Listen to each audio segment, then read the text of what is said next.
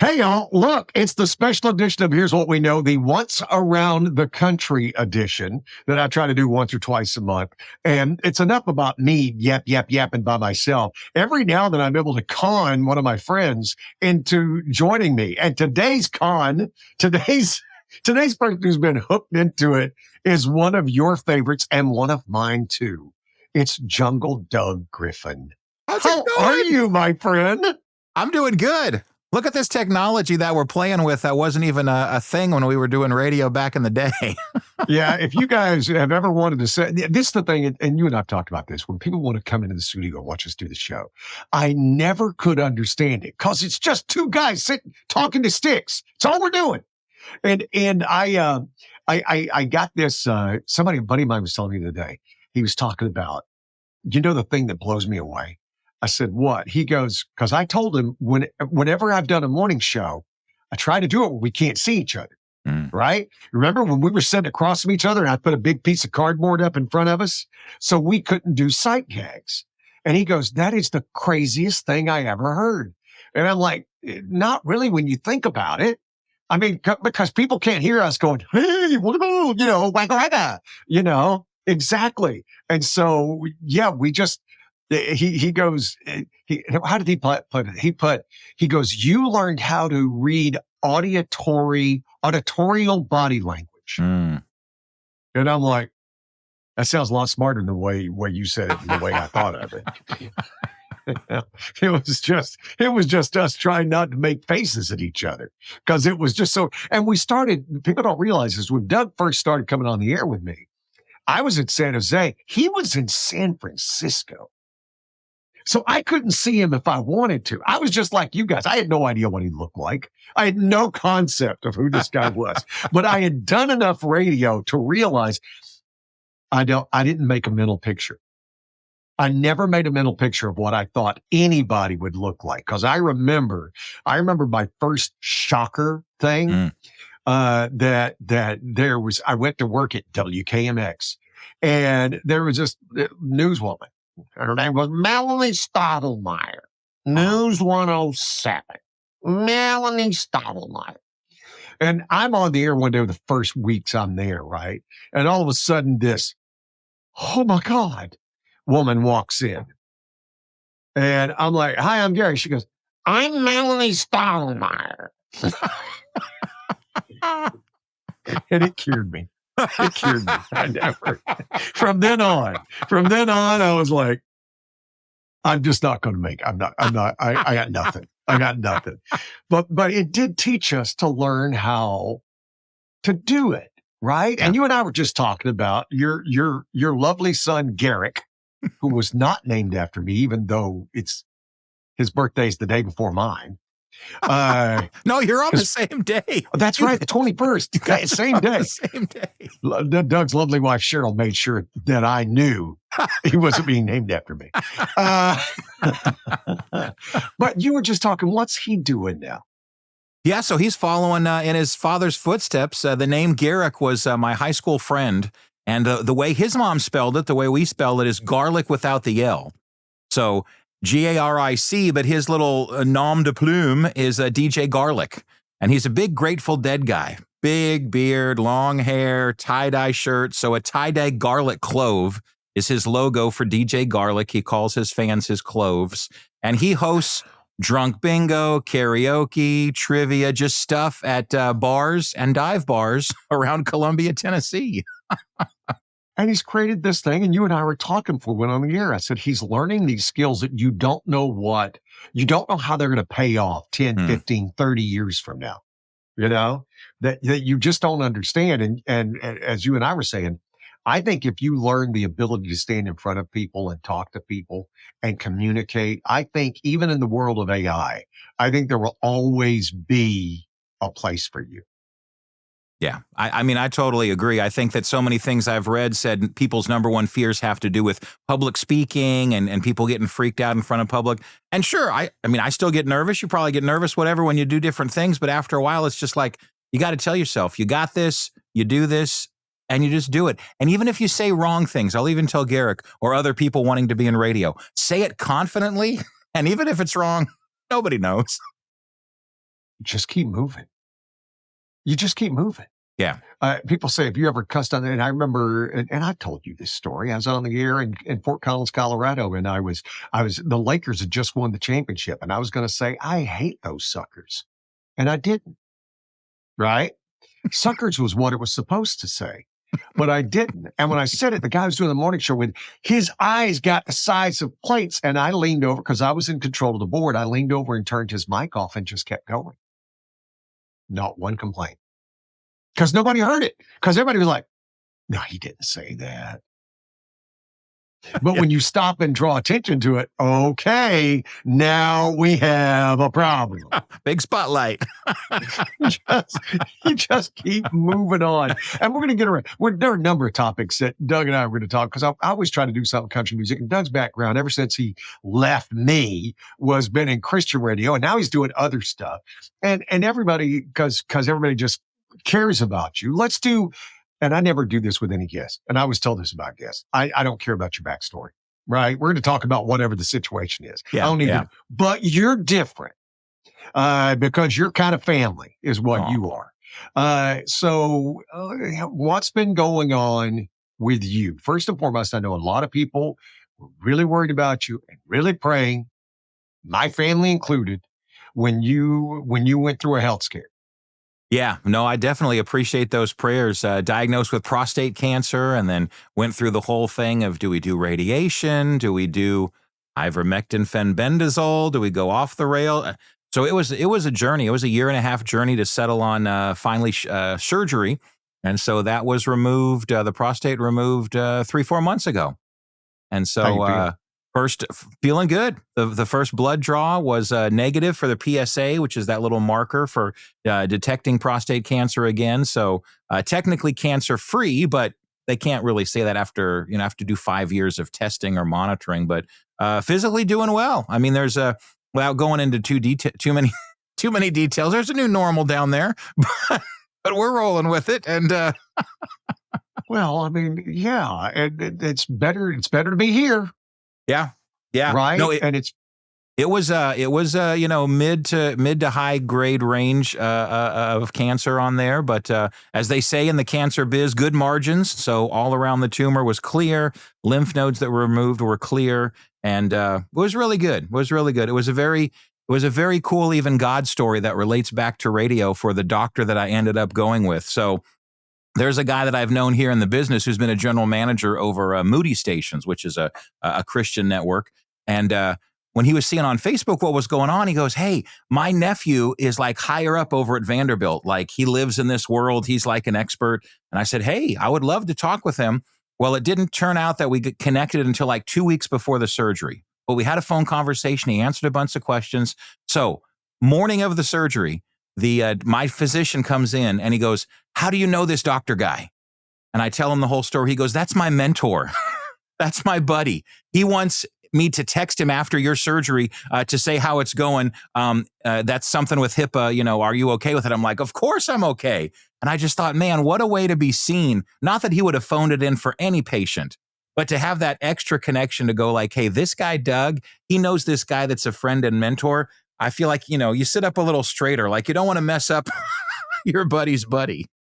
Well, yeah, and it's just the connections, and you sit back and you and I both have faith, and it's trying to convince yourself of coincidences sometimes is a harder journey.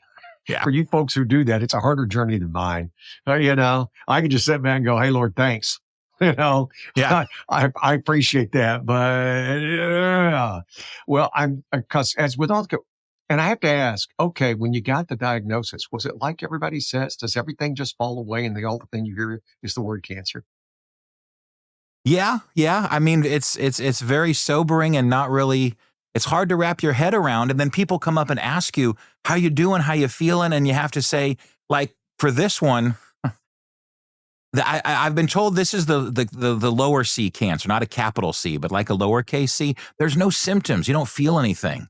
So people that go through stuff and they have weight loss and they have all this, it's like you don't feel anything. If it wasn't for the blood draw, and I guess the whole point of the story is, gentlemen, check your PSAs.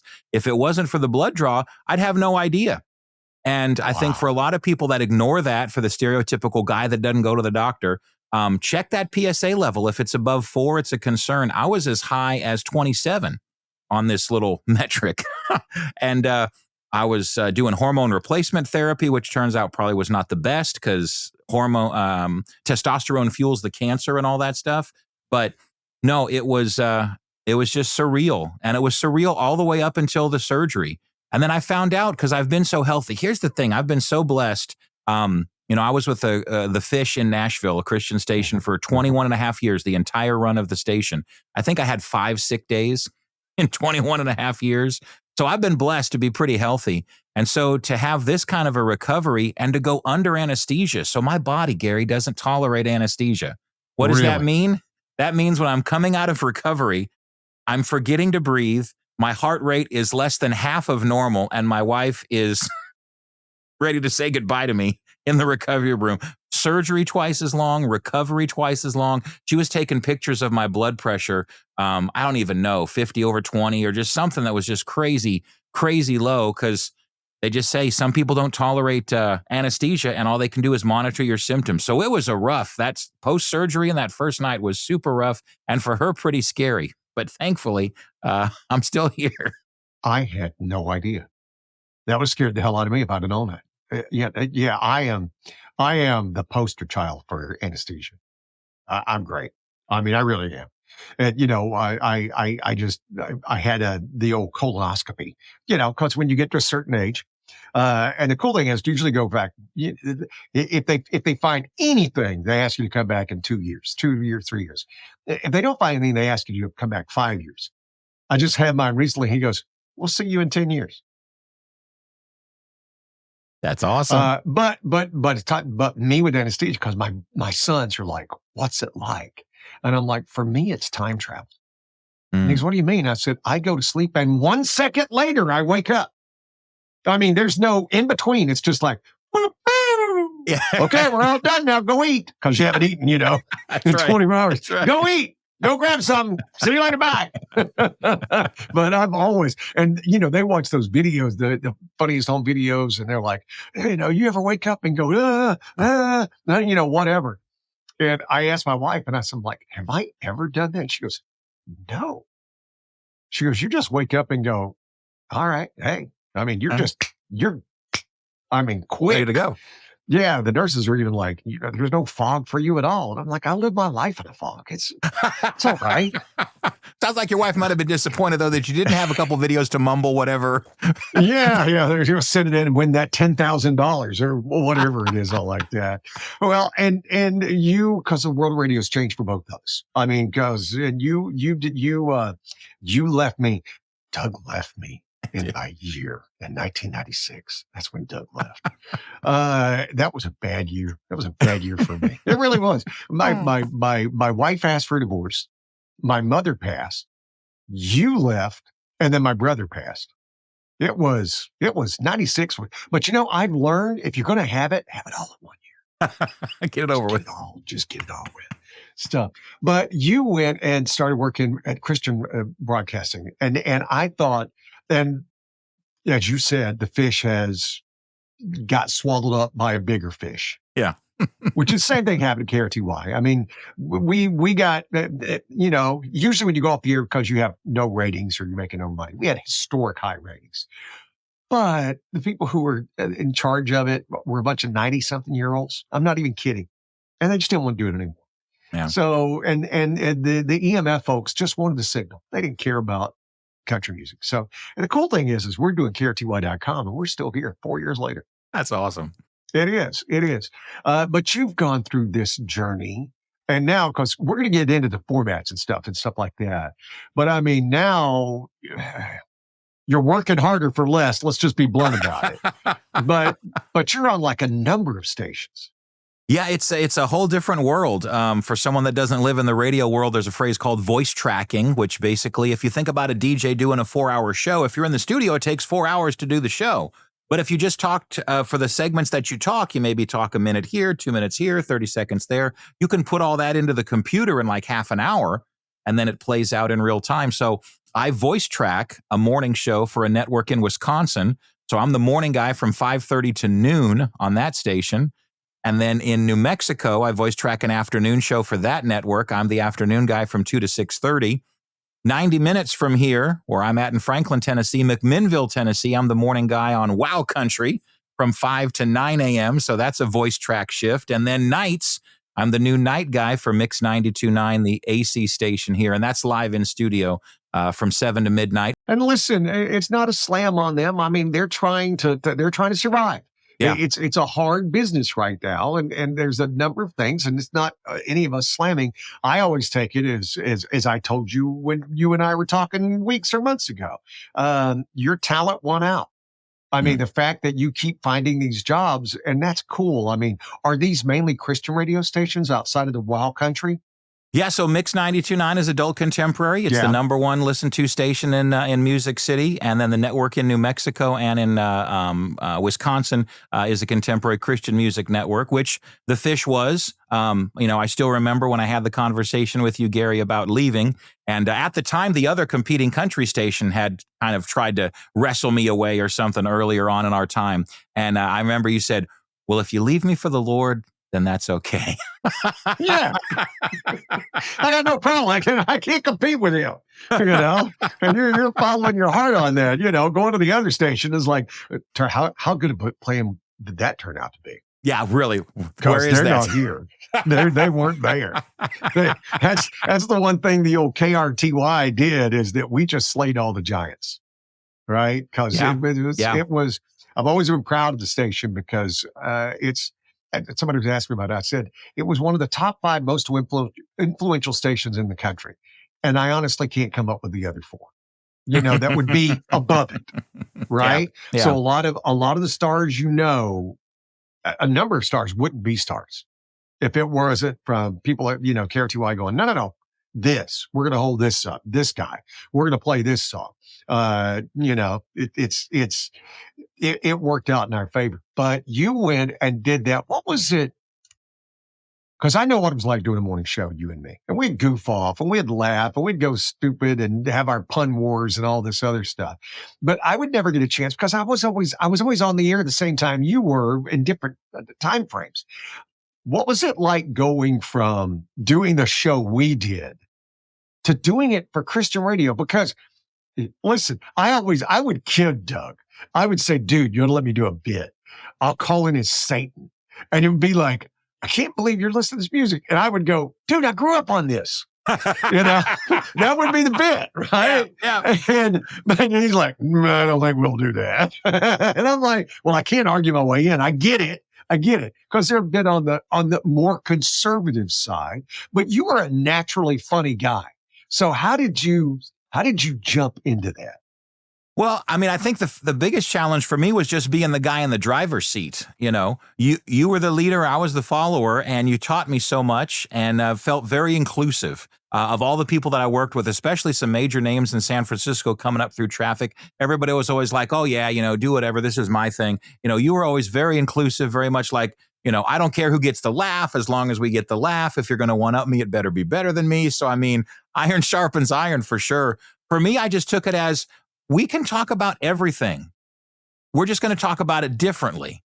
So even if it was different things that might be in the news, if it was different things that might be in pop culture, and also knowing who we are, we're there to be a friend and a companion. We're not there to do gotcha stories. We're not there to do, gossip necessarily. We're just going to have fun and talk about life and live life. There's, the 90% of things I think we can all agree upon that are not divisive. Although today, I guess people would be hard pressed to think there's that much, but there really is a lot that we could agree upon and love on one another and just have a good time with it. I took the attitude when I got into country music. I grew up in South Alabama.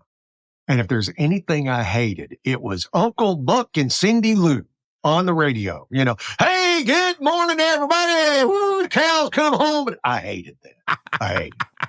And this is somebody who grew up in South Alabama. You could not grow up more redneck than I did. You just can't do it. And I just couldn't stand it. So when I had worked in country music, and then I got out and worked top 40 and pop and all that. And then when I came back, KRTY, Because when I came here, I'd been working adult contemporary, like you. And when we say adult contemporary, think Michael Bolton, think Mariah Carey, think Celine Dion. Yeah. And when I got here, I'm like, I am not going to do stupid. I'm not going to stupid. You're either going to get my humor or you're not. And that's why I so enjoyed you, because Doug's a lot of things, but one thing is not stupid. He's easily one of the sharpest people I ever worked with. And so it was always fun. It was always, I don't know what we're going to talk about, but it's going to be clever. It's going to be interesting, and it's going to be a way we approach it. And it's not going to be us going, because I can't stand it. Yeah. I just can't stand it. And so that was always my approach. And I'm glad that you took that with it. It's like, listen, we have a viewpoint. If you're listening, I'm assuming you're a person of faith, but you cannot convince me God doesn't have the best sense of humor in the entire universe. That's right. Right? I see this in science, right? That's what I love about science. I love with the James Webb telescope and stuff. I shouldn't say everything. There were so many things that we thought were impossible. Yeah, we found one of those. Oh my God, we found a planet doing this. Wow, we found this galaxy that's forming this way, and we didn't even think that was possible. We found a galaxy that was 1 billion degrees. We didn't even think that was possible.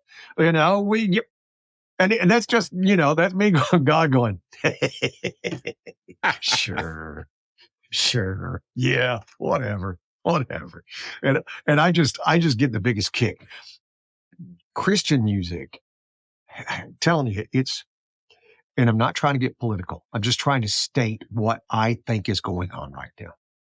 I think the Charlie Kirk assassination took off all the shackles of being able to, of standing up for your faith. Yeah. Right. Yeah. And so you're seeing people, you're seeing Jelly Roll, you're seeing Brandon Lake in country music. I mean, you're seeing this. Country music has always had ties to gospel. Always. I mean, the Carter family and Will the Circle Be Unbroken?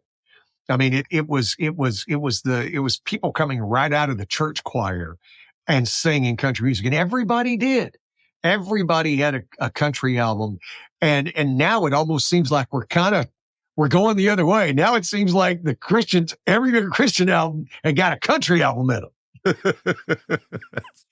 That's true. Who is? I haven't met Brandon Lake. Do you have any dealing with him? Because, I have not met him. You see these kids when they're young, right? And you don't know Yeah. like we said, we had Taylor Swift. Who knew? We didn't know Taylor Swift was going to be Taylor Swift.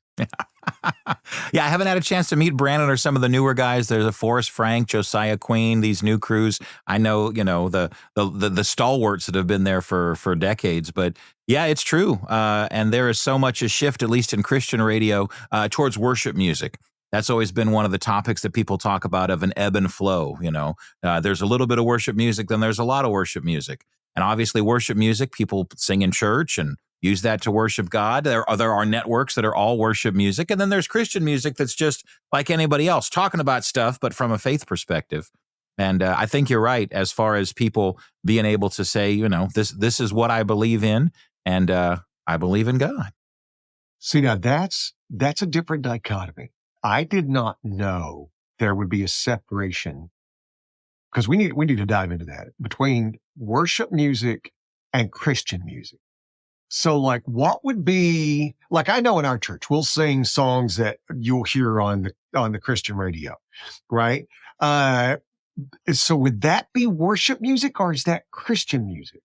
I mean, I don't know, like Holy Water. Right? That song, Holy Water Holy on Water. My Skin. Uh-huh. Yeah. Yep. Okay. They'll sing that at our church. Is that a worship song, or is it a Christian song? Well, I mean, I guess it's overall a Christian song. I think for purposes of radio and categorization, it probably would be considered a worship song. The majority of the things from Chris Tomlin would be worship songs. Phil Wickham, What an Awesome God, probably one of the hottest songs that we've got right now. Yet you've got John Reddick, who's a worship pastor here in Franklin. He has songs called No Fear and The Way, and different things that are not explicitly worship songs. So Forrest Frank has a song called Good Day about trying to have a good day. We wouldn't consider that a worship song, but for a lot of the things that are sung in church, and that's where people get familiarized with the music. There's songs that are added on Christian radio because they're sung in the church. Not to dive into too much of the minutia, but there's a CCLI, which is basically the licensing board like there is for ASCAP and BMI of all the worship songs. Well, they have charts. And radio stations can look and see, look at this. And what a sample of all the churches in America. Here's the top 10 trending songs. Like these 10 songs, the country as a whole, the church country is singing these songs. Better put those on the radio. I bet they're super familiar. The minutia is great. Don't be afraid of the minutia. Okay. Get as into the weeds as you want. This is, again, I call this Once Around the Country. This is when we nerd out. Okay. This is when we go in and deep and stuff like that. And that's one of the things I told you. I said, I would love to talk about these different things because I don't have a background in Christian music, but I listen to it. I hear it on Sundays. I know it means listen, I can tell you right now, my favorite Christian song right now is I Know a Name. Mm. Wow. I mean, that song, my kids know if that song comes on in the car, sorry. It's going to be very loud and, and there's a chance dad will get emotional. It just is. Right. Yeah. So I'm weird. I don't listen to the other country stations. And, we only have a country station now because we're KRTY. And it's not because I think they suck. Here's my take. I don't want to be influenced by anybody. Mm. I don't want to be influenced by anybody. And when I listen to the Christian stations, here, they have the K-Love here and they have the Way here. And which is amazing to think that there's 2 FM signals in San Jose, California playing Christian music. Yeah. Because that wasn't the case when you and I were doing it. I mean, there may have been an AM station somewhere playing Christian music, but there was no FM signals playing it. But I don't like to be influenced. And when I listen to Christian radio, as somebody on the air, they don't do it anyway the way I would do it. So they're not an influence to me whatsoever, right? I mean, it's just like, no, that's not the way I would approach it. But in country music, I am afraid of being influenced. It's my own fear. If you're gonna enjoy what I do, it's gonna be based on just me. Yeah. That it's just the way I do it. And if you're going to hate what I do, it's just me. So there's nobody you can blame. It's right here. Yeah. But listening to Christian music, and like I said, I've become a fan. It's different. I do like that positive nature. I do like something that has, in country radio, listen, I like to drink. But it's not the center point of my life. And I don't want, tequila doesn't remind me of a memory, no. And so there's times when I'm just like, I don't need to hear anymore. Right. Yeah. And at least in country music, we have kind of gotten away from the cheating songs. We don't do that anymore. Yeah. You think about the history of country music. I mean, Walk On By, Wait on the Corner. I mean, it was, Sleeping Single in a Double Bed. If Loving You Is Wrong, I Don't Want to Be Right. It was the cheating songs. We don't do that anymore. Isn't that crazy? Yeah. How influential, though, for a question for you, is Jelly Roll and what he represents and what that's meant to country? I felt like that's been quite the shift too, not just for the impact that it may have a little bit, but he's a country artist and sold out to Jesus. Well, in his faith, right? I remember talking to him. I'm going to take a little credit. I found him on YouTube. I'd go down rabbit holes, right? And I saw somebody mention Jelly Roll. And so I pulled him up and I'm like, here's this, at the time, almost 500-pound guy. With the facial tattoos and missing teeth. I mean, you forget the grill was all busted up from the drug use and everything else. And then he sang. And he was so overweight that he would sing in bunches and then sing some more right? But his Yeah. voice was like, wow. And the emotion. And you could tell he had lived this life. It wasn't, you know, if you listen to Jason Aldean sing a song about redemption, I don't know if I believe it. And I like Jason Aldean. Yeah. I'm just saying, he was smart enough not to live that life. Does that make sense? Yeah, totally. Jelly Roll, and be the first to tell you, was not. And I remember I had an interview with him. I told Nate, I said, I love this kid. We started listening to the song and they're like, yeah, we're going to play it. And we got an interview with him. And to hear every now and then you get interviews, and then there's times you get testimony. And it was his testimony that, you know, his dad was the guy who showed up on church every Sunday, but he didn't really know if he believed it. Right? I mean, his dad was drunk on Saturday night. He was the country song. And so he didn't believe it. So I didn't believe it. And he just started, you know, going down that path. He was the big kid, the overweight kid. And it was when he was in prison that he started going, this is, you know, prison for like the second or third time after an attempted robbery, which he said he wasn't good at, an armed robbery. He was so scared he was going to hurt somebody. When God reached out and found him and said, listen, the way you're working, it's just not working. How about giving me a shot? And I remember just being so impressed by the kid. And my kids laugh because I have his number in my phone. Oh, yeah. It doesn't work anymore. I told the kids, I'm like, you know, you get to a certain size and I don't need the guy from San Jose, but we used to text. We're used to text, which was awesome. And I have no animosity toward it. Once you get to a certain size, I'm good with that. Yeah. But his testimony, and I think Walker Hayes is very upfront about, if it wasn't for Jesus, I would simply not be here. And you're starting to see that. I think Jelly Roll is so influential. I loved how he did the Hallelujah, heartfelt Hallelujah with Brandon Lake. And he even said, you guys can drop my current single if you want, if you'll put this one on, because I believe in what this means. And he said that to country radio. And, you know, nowadays, you know, it's so changed, Doug. Morgan Wallen's changed the game. Where, think about it. Think about when you and I were doing that radio. How many singles did Tim McGraw release in a year? Or George Strait release in a year? 2, maybe 3. Yeah. Yeah. Maybe. Sometimes 1. And Morgan Wallen goes, I'll release 12. Right? And so radio's just had to adapt. You know, if you're in country radio, there's a chance you may at any given point have 2 to 4 current songs from one artist, which is Morgan Wallen. You know, and it's changed the way we do things. It's changed the way we approach it, which is bizarre. And so I think the answer with Jelly Roll is, I think people love him. And I think, here's the thing I like best about him. Him and that Lainey Wilson look like they're having a good time because they've been through stuff. Yeah. So they're able to appreciate it. I've said this before. I worry about Zach Bryan. I really, really worry about Zach Bryan. I think it came on him so quick that I just fear for his mental health. And this is not me casting aspersions. I think he's a fantastically talented kid.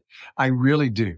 But you sit back and see his interactions and his wanting to fight people and getting online and the breakup with a girlfriend. There's just so much anger there. And you got to go, wow. And the one thing you don't get from Jelly Roll's anger, man, because he's been there. Yeah. He's seen it. He's dealt with it. He brought it to the Lord and said, I can't do it. That to me is the interesting thing about that young man. Now he weighs 240 pounds. Yeah. and Yeah. he's got his teeth fixed and, all the stuff, and he's just enjoying it and just having the best time. I don't know if you saw his Instagram when him and his wife went and bought a Lamborghini. Oh, yeah, and he had to ask the guy how to turn it on. And I loved how to back it up on the whole thing. And he's talking about, y'all, this is what happens when rednecks get money. And I'm like, that is the coolest. Isn't that cool? Isn't that cool? That's the stuff you love. And I hope they're showing that, right? That we're seeing that joy. And, in your format, you have that meteoric rise of Lauren Daigle. Oh, yeah. I mean, I remember talking to you years ago, and I'm like, what's she like? And he goes, oh, man, she comes in with the entourage and everything, right? That's right. She was not camera ready for a Facebook Live one time. Wow. Yeah, no aspersions there either, Lauren, but yeah. And they explode, and she's explosive, and it's like to see all the stuff that she's done. Kudos to her and any of the what we call crossover artists, which is like such a weird thing. Back in the day, Amy Grant was the big crossover artist that people would play secular her song on secular stations. Baby, Lauren baby, Daigle, baby, baby. Lauren Daigle, I mean, we're playing Lauren Daigle on Mix 92.9. Lauren's got crossover success. She's loving on, makes me think in Bridgestone Arena where the Predators play, our big stadium there. She actually sponsored a sensory room for special needs kids that can go off and, have the space and the cacophony and craziness that are concerts. So, yeah, Lauren Daigle, through the roof. I want to tell you why I am all in on Bison Junk. First and foremost, they are a full-service, eco-friendly junk removal company, but with this difference, they focus on recycling and donating usable goods. Their customer service sets them apart, and they pride themselves on their integrity. They'll show up when they say they will, and they'll do what they promise. If you have hard-to-remove items like hot tubs or large furniture, they figure it out so you don't have to. They want to be who you always come back to when it's time to declutter and organize your home or business. They're worth every penny at bisonjunk.com. Here's my thing, and I'm finally getting a chance to ask you. It seems like when she released the album, what was it, a year or two ago? They got a lot of pop radio. Mm-hmm. Did it seem to have the edges sanded off? Because I didn't feel like there was a lot of talk about faith in God, right? That it was more of you love me and I love you. Yeah. Right? I mean, but am I wrong on that? Or is that just me getting it weird? No, I mean, the thing is, it's hard to separate that for someone that knows the person and knows the heart, right? It's kind of like when you're in the club, you use this shorthand and you kind of know what everybody's saying. And then when someone takes the 30,000-foot view and they're like, well, hold on a second. There used to be a joke back in Christian radio that there wasn't enough, JPMs instead of beats per minute. It was Jesus's per minute. So there's enough Jesus per minute in that song. We can't put it on. So it's like, we know where she is. We know where her heart is. So in Christian radio, we're like, yeah, we get it. We understand who she's singing to. But that song also works over on the other side because they're like, that could be my husband or wife or spouse or relationship or anything. So I hear what you're saying about being sanded off. I just don't know if it was on purpose or not. I don't think so. Yeah, I don't think so. See, my take being cynical, I thought it was. I thought they were trying to give her more of a broad appeal because, I mean, here she was doing the national anthem at the championship game. I mean, she became a thing. Yeah. And here's what I will say. I love the fact that if you fell in love with Lauren Daigle and you decided you were going to become a Lauren Daigle fan, you were going to get her repertoire. Yeah. And maybe that would lead you to go, hey, this is interesting. And she's a great singer. My God, she's great. And I didn't know about her backstory. I didn't know she had so many health problems. Well, right. And not to chase too many rabbits here, but it's like American Idol passes on her twice. I mean, as Mandisa told me years ago, Doug, it's a TV show. It's not a singing competition. It's a TV show. And to think that they passed on, now they bring her back all the time, and people are singing songs and the auditions and Lauren comes in and surprises them. Oh my gosh. I'm like, dude, you guys passed on her twice. Well, this place is littered. Country music and all that is littered with people because it isn't. I didn't know you had interactions with Mandisa. What was she like? And it was this year we lost her, right? Or was it last year? It was recently. I think it was like, yeah. I think it was last year. She was great. I loved her. We had her on the show a lot. That was the coolest part, of 21 and a half years at the station is most of the artists all live here. So when the co-host was out, people would come in all the time. Mandisa had such a joy, such an awesome, bubbly personality, and was very transparent with her challenges. When she slipped into depression, the food addiction and the different things. And then, when news broke that she had passed, it was just like, I don't know. I think we all felt it because it was way too young and such a light. And then, it fuels the speculation, what happened and all this stuff. And it was just a tragedy in the end from what was shared at her memorial. She was in some kind of physical distress and was trying to get to a phone to call some help and unfortunately didn't make it. But Mandisa was a gem. She was a great interview every time and such personality.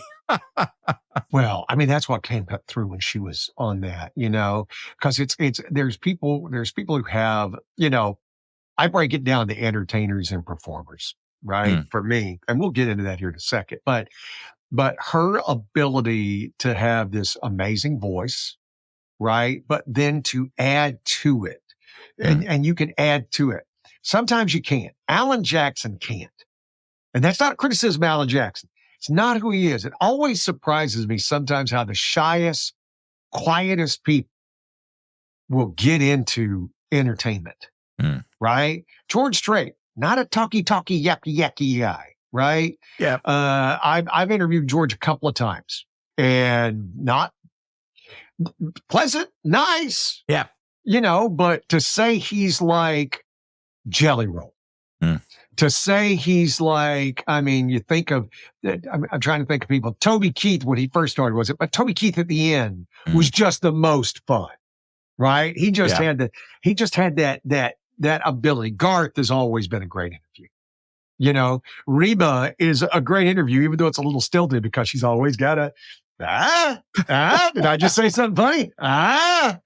But it like Alan Jackson, though, he's not going to add anything more than the song.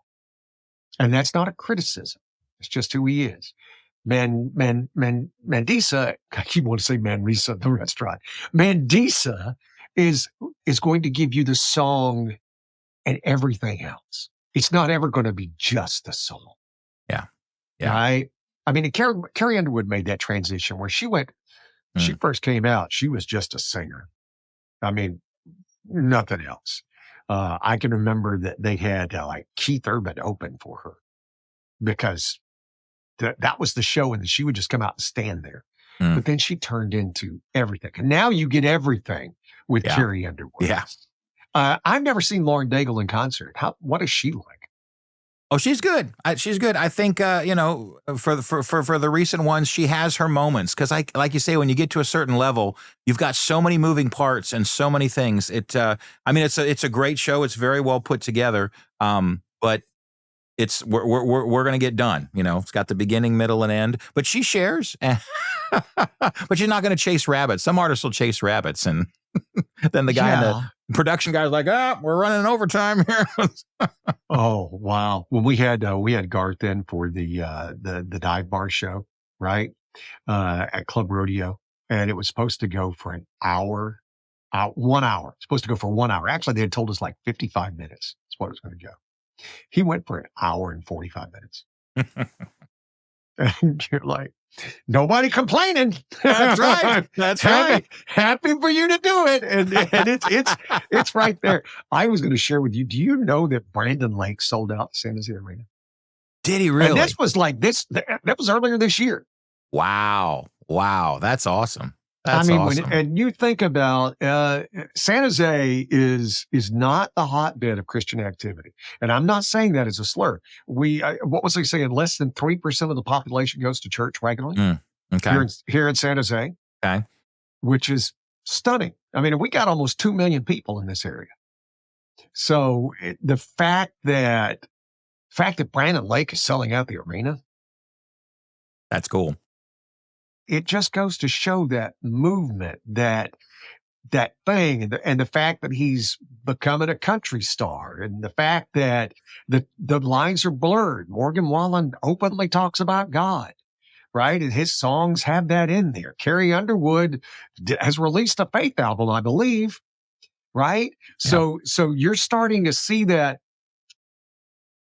the line has always been blurred. That was what we were saying earlier. It's always been blurred.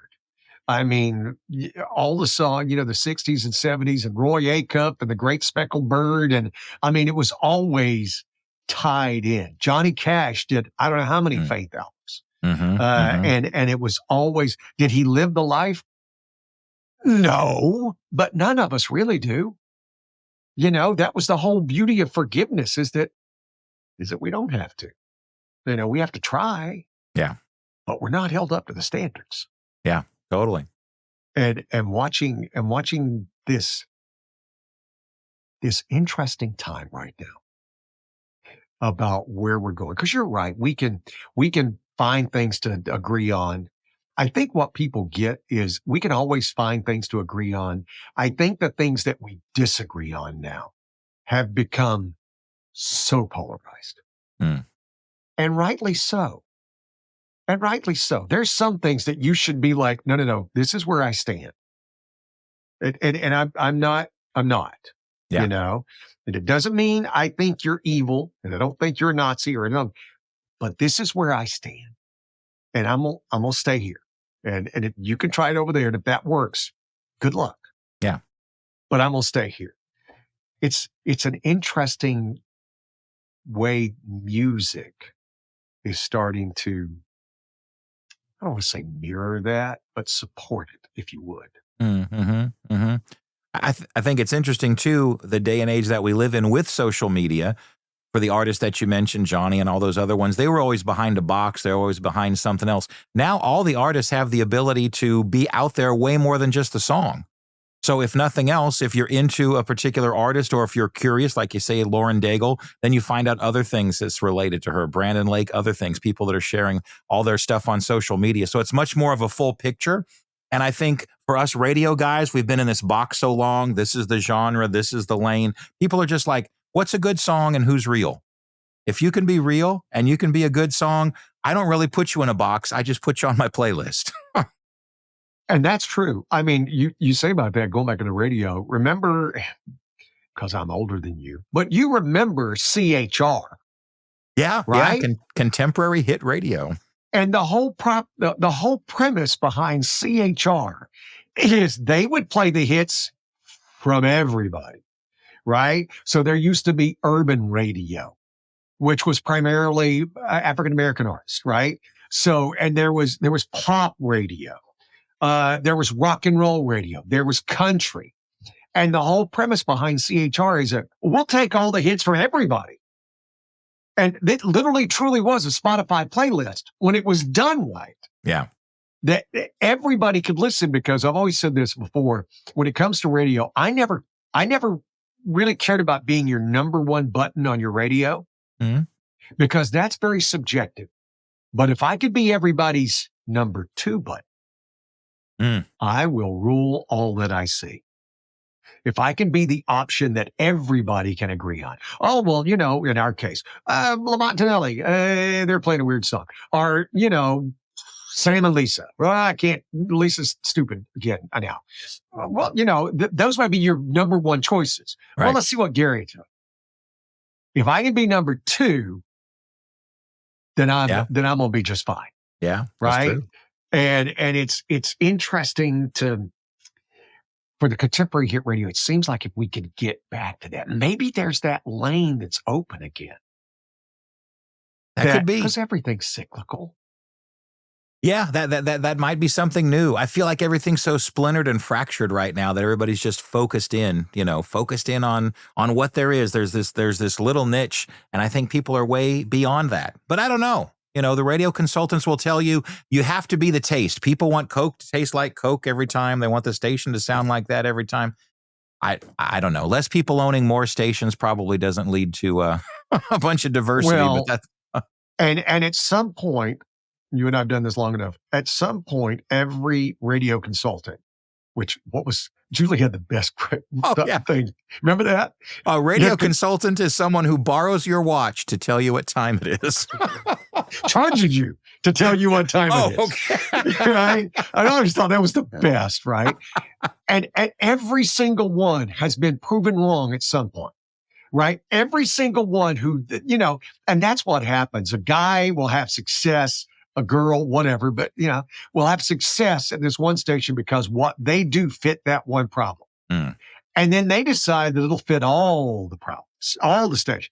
And it's not. Every place is different. Every place has its own little unique thing.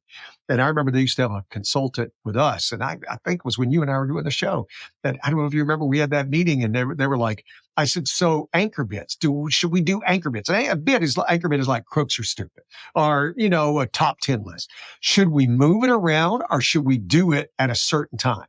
And I remember he's like, well, you could do that, or you could do that. He didn't want to be committed. He didn't want to have anybody go, no, you said. And that's when my mind went, okay, you're worthless. I'll just, if I'm going to get fired, I'm going to get fired because how I'm doing it. Yeah. That's just the way I'm going to go. So all the consultants, my point is, I think you and I just hit upon something. I think you have a shot where you could play Maroon 5 and you could play Brandon Lake and you could play Morgan Wallen, and you could play, I don't know, Cardi B. I know the stuff is all out there as far as I don't think Cardi B would be anything you'd hear on a station playing Brandon Lake, but right on that kind of format. You hit upon it, the Spotify playlist. And hell, that's what I'd call it, Playlist 101. Playlist 98.5. Yeah.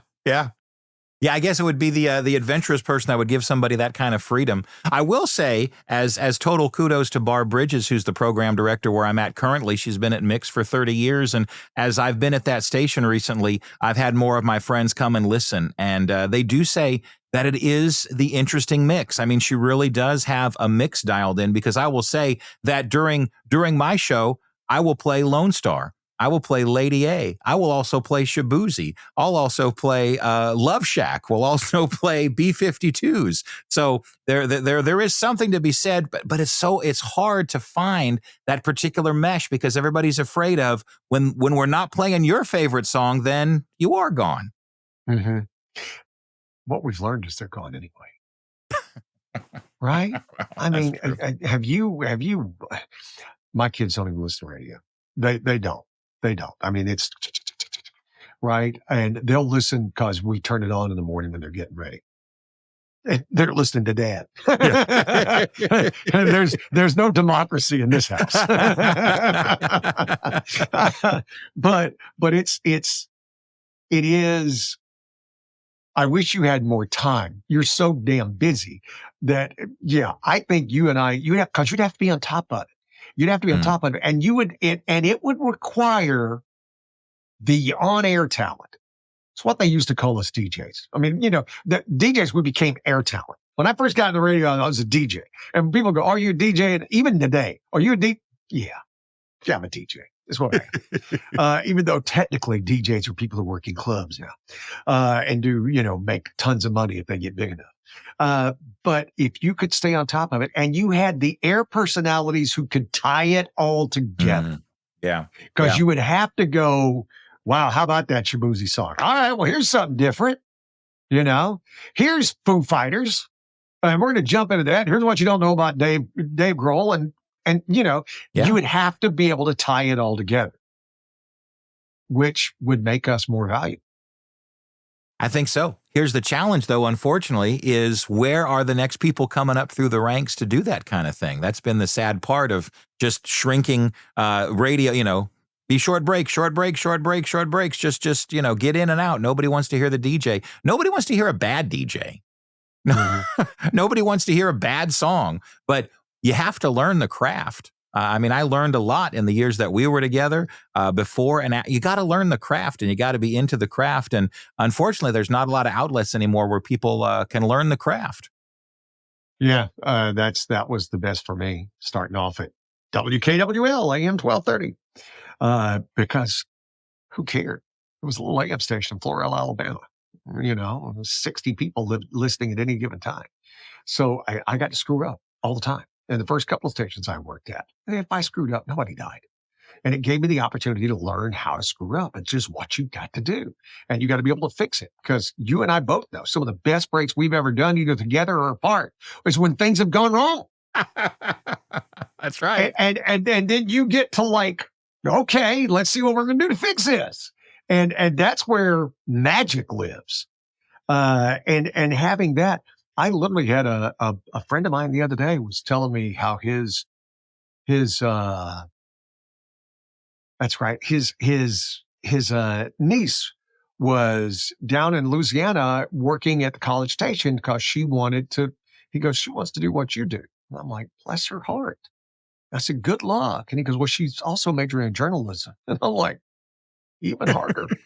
But you do, it's so easy to get cynical, but I still want to encourage them, because it will turn around. It will change. The script will flip. And everybody will act like, oh, it's brand new. Wow. Have you heard this guy? He gets on the air and he talks between songs. And it's funny, and they do stuff, and they're like that. And people act like, wow, that's mind blowing. How could you guys not be? Yeah, whatever, and it will get to that stage. But yeah, you're so doggone busy. If we just, and I'm busy too. I'm like, I have a ton of time either, but it would be great. I do miss, because you're going back in studios, and listen, I told you I'd keep you at an hour because I know you're busy, so I'm going to wrap this up soon. But you know what I do miss? Because you can tell this is my home studio. Yeah, me too. Yeah. I love the fact that in the morning I get to wake my kids up and make them breakfast. I never got to do that for the longest time. Yeah. But I do miss going into the studio. I miss being removed and being in that weird little place. And especially you do mornings, you're usually by yourself until 7:30, usually at the earliest, 8 o'clock, before anybody else would come in. And it just removed you. It put you in that place where you felt like you were doing something different. And it was, I agree totally. And I think maybe, I don't know if this is a guy thing over a girl thing, but the compartmentalization. I mean, you and I have been through all kinds of stuff, highs and lows together. And I think we've both said this to each other. It's like, this is where I can come in and I don't have to worry about that. I don't have to deal with that, fill in the negative, whatever. I'm here. You, me, show, I'm here. And that sometimes that's the greatest gift, is an oasis from your troubles. And distractions. Because you get distracted when you're here, because there's a lot of things going on, and it's so easy to go, hold on, let me stop. I'm going to go in there and handle this. Where you're at work, my wife, unless it was a cataclysmic emergency, no sense in calling him. If you forgot something at home, I can't help you. Yeah. I'm here. I can't do anything for you. It's just the way it is. But I miss the studio, and I would enjoy going back there, but not to be maudlin. My time may have passed. And if that's the case, what a great run I had. But I am so blessed beyond measure. I got nothing but praise and glory. Amen. Me too. Quite the ride. And while I enjoy doing things from the house, and there's a convenience factor to it, and time efficiency and all that stuff, now, I mean, this is my first week as the permanent night guy. I've filled in, but Monday I started as the night guy. So driving into Nashville, driving into the station, being in the studio, and then callers, to be able to interact with callers is just, because you can't do contest here. So we've lost contests. People sit back and go, oh, why don't you do Country Shakespeare and stuff? And I'm like, I just need to do it as a bit. And I keep telling everybody I will, but half the fun was just doing the call stuff, right? And I absolutely miss contest and just messing with people and talking with people, and every now and then having somebody just call you out of the blue, right? I remember when, Jimmy Allen called me and he called me on my cell phone. He goes, pick up the phone, pick up the hotline. And I'm like, what? He goes, whatever you're doing, just stop, pick up the hotline. Okay. So I literally turned the song off. Hotline's ringing. I pick it up. And I'm like, okay, hotline. He goes, Gary. I said, yeah, Jimmy. He goes, say hello to Charlie Pride. Wow. Gobsmacked. Wow. Gobsmacked. Yeah. So, but then you don't get that here now. So that's the hard part. All right. Look, we're in radio. I got 12 seconds to wrap this up. Jungle Doug, find him. What's your website? DougGriffinVoice.com is the best one. We'll have all the listings here on the thing. All right. We're done. Bye.